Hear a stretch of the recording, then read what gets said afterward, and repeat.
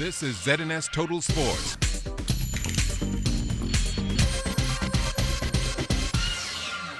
Welcome to sports, everybody. Buddy Hield and the New Orleans Pelicans playing their second game of the Las Vegas Summer League last night. For Buddy, he was trying to improve on a 5 for 20 performance in his NBA debut.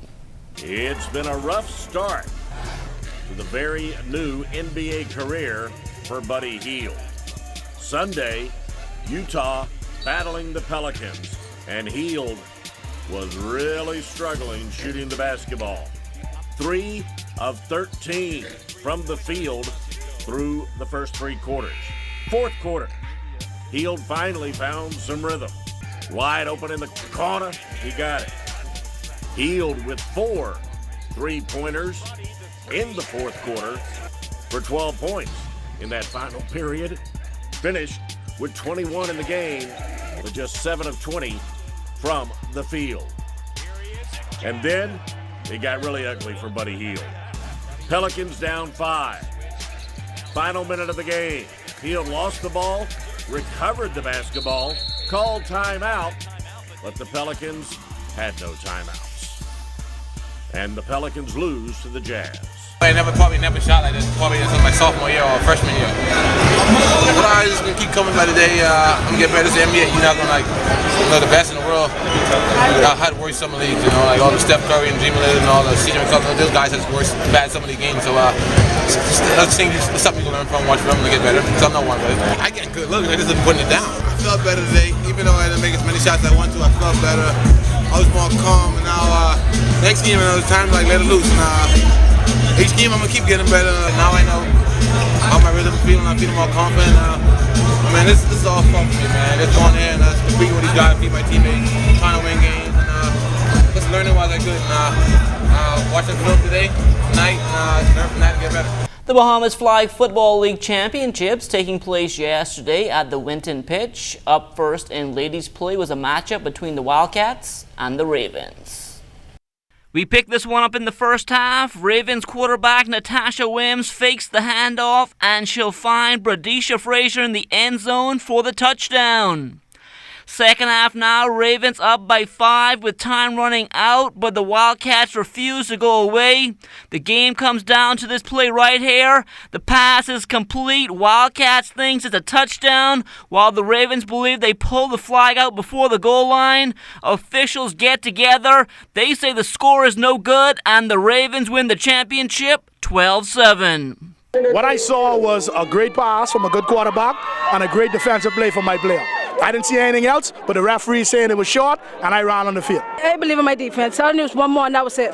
Once we have called a shot, I know it's game over. That ended had me on my knees. But we have to trust our team.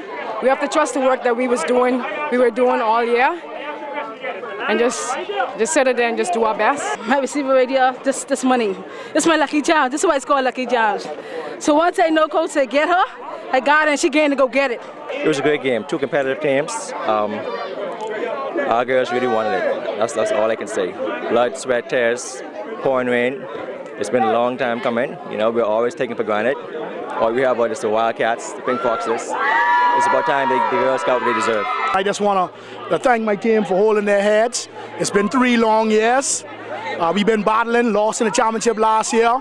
We're the pennant winners this year. Didn't think we were respected. Came out here to prove to everybody. We said we were the best team from day one. We finished number 1. On to the national championship. As for the men's championship, the Warhawks taking on the Avengers, and the Warhawks strike first with this quarterback sneak up the middle. Avengers looking to respond, but this pass is picked off by Thomas Wildgoose, and he'll take it all the way to the house. Warhawks shut out the Avengers 12-0 to take home the championship. The All Andrews Barry Allen's Regatta, all history now. Julian Gibson has a recap. Benson, the boys from Long Island, took home 2 out of the 3 championships. In Class B, it was all about the new Susan Chase. They made it a clean sweep. First race, second race, and third race to cut away with the championship. She was sailing by herself practically all weekend. There wasn't really no competition. And in the A class, how about the Running Tide? Running Tide winning 2 out of the 3 A class races. The only race they didn't win was the 3rd and final A class race. Red Stripe brought home the bacon. We had some challenge with the Running Tide for the last 2 races in Georgetown and Long Island. We was able to come here and trim the boat good enough that we could come back and win the championship. And in Class C, how about the WG Thunderbird? Reverend Dr. Philip McPhee did it again. The Thunderbird really performed. We made 1 or 2 little mistakes, but the boat is really sailing good. The boat was well handled. Quite pleased with the performance of the boat and indeed with the crew. I always believe in saying thank God, because God only the one that makes it happen. When you talk about the best sailing against Stefan Knows, who is one of the greatest skipper in the C-class division, and he have already dominated the A and the B. And for me, being one that is a legend for Andros, I just want to say that I could not let him take that also to Long Island. You know, the Long Islanders came to Andros to sweep A, B, and C. They got the A, they got the B, but they certainly didn't get the C. Reporting for ZNS Total Sports, I am Julian Gibson. We end with some sad news tonight. Former 2-time Bahamian heavyweight boxing champ and New York State Golden Gloves silver medalist in 1968, Bert Perigord, was found unresponsive in his apartment this morning. Details are sketchy, but the Bahamas has definitely lost another sporting icon.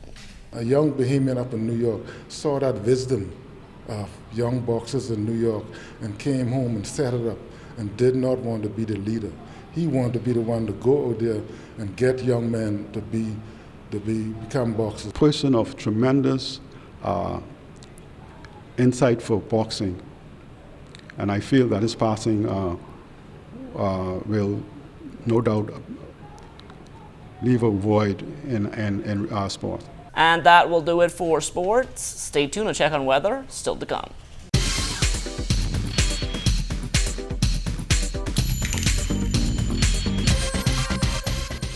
This is ZNS Total Sports.